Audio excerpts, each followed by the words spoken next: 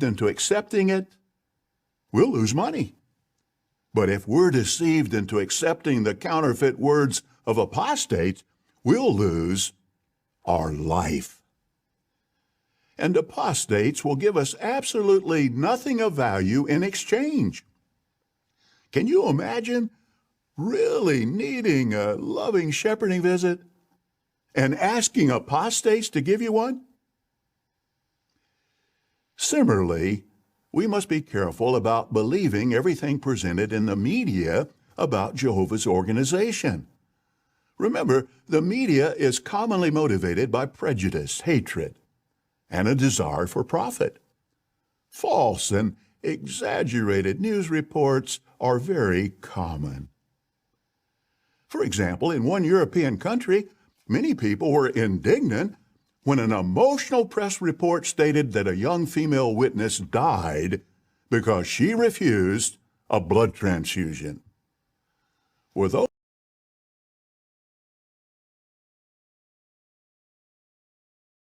Jehovah's Witnesses believe the men who make up the governing body are chosen and directed by God.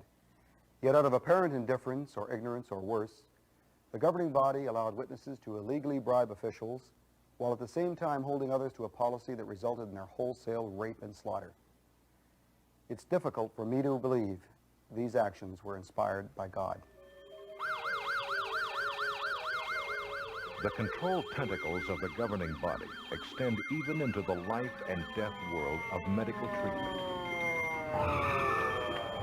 In the 17th chapter of Leviticus, in the 10th verse, it states that one should not eat blood of any sort. This means that God does not want us to sustain our life off of the life of some other creature. And that for that reason, because God has forbidden it, we abstain from taking blood. The blood issue in the back of our minds was bothering us because as Jehovah's Witnesses, if we freely gave a blood transfusion to our daughter, we'd be excommunicated, we'd be disfellowshipped. Well, the doctors finally came to our room and it was just like an ultimatum. They said, listen, we know from our records that you're a Jehovah's Witness. We know that you don't take blood transfusions. And the doctor looked me straight in the eye and said, Mr. and Mrs. Blizzard, you have to make a decision, yes or no, whether your child lives or dies. I remember going over to the bed and she had these cords and wires keeping her alive, life support systems, and holding this limp child that was our only daughter, and just going over to the window and looking out and watching the clouds and the sky and just started to weep. And I said, oh God, Jehovah, and I prayed to Jehovah. We just had a real distinct impression that we were supposed to obey God's law and go by what we had always been taught, and that we were to let our daughter die. And so we just called the doctors back in and told them that we had just had to let her die, that we had to obey God's law. About a half an hour later, a sheriff deputy came to our room and gave my wife and I both citations, and they told us that a court order has already been issued. Your daughter is going to get the blood, and they also warned the staff of the hospital not to allow us to take Jenny out of the hospital. And we were charged with child neglect and abuse. The witnesses, there was multitudes of them that came up to the room, just swarmed the room, tried to giving us watchtower articles about artificial blood, and you just can't let your child take that blood, and just putting this heavy guilt trip on us. The elders were relieved to find out that there was still time to get Jenny out of the hospital, and they would come up to me and say, hey, I've got a plan. We can get her, we can hire a helicopter, we can sneak her out of this hospital, just unhook the tubes, and we're gone. And I said, wait a minute. You can't do that. It's against the law. I'll be charged with murder. They said, that's a chance you're going to have to take. And I just told them, look, I just can't let my child die in that way. And the elders were just so upset. They left in a huff. They were mad. And one of the elders said on the way out, he looked me in the eye and said, you know what? I hope your daughter gets hepatitis from that blood. And that was just the straw that broke the camel's back. I was just broken here.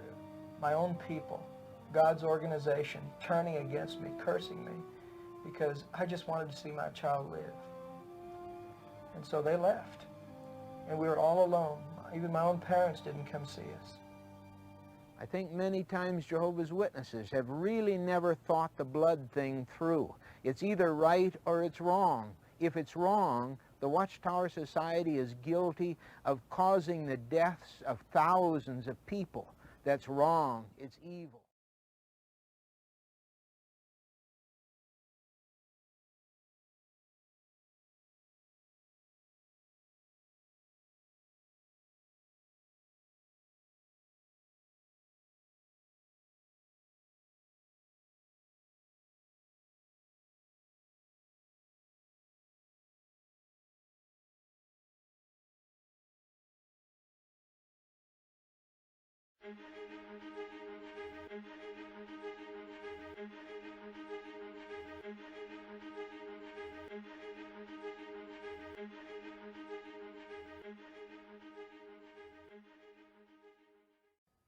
Quebec's coroner is investigating the death of a 26-year-old woman who died this week from complications during childbirth. Eloise Dupuis needed a blood transfusion, a medical practice that goes against her faith as a Jehovah's Witness. Now, some of her loved ones are questioning whether Dupuis was unduly influenced to refuse the treatment. Denise Roberts reports.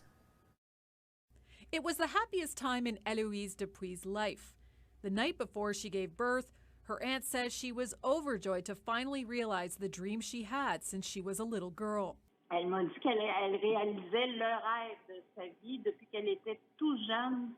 But during childbirth, she suffered a hemorrhage, which nearly cost her baby its life and ultimately cost Dupuis hers. That's because Dupuis, a Jehovah's Witness, declined a blood transfusion. And it was her right to do so, according to lawyer Jean-Pierre Menard. A patient has the right to refuse any kind of treatment for good reason, bad reason, or any reason at all.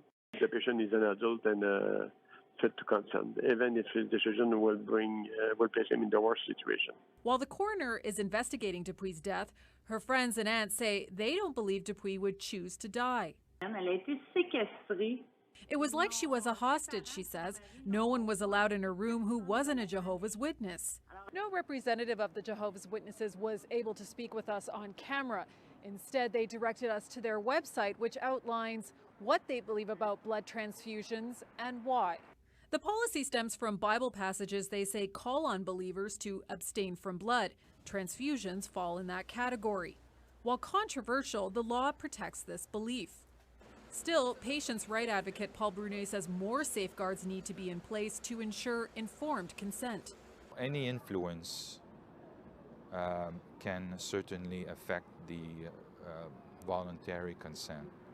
Any influence, would it be religious, financial, family, whatever is the influence, it certainly can contaminate the consent, and that is certainly upon the medical staff to make sure that such influence is not at stake with the consent, that they should verify and make sure, like it for the medical aid to die, that the patient has given twice at different moments.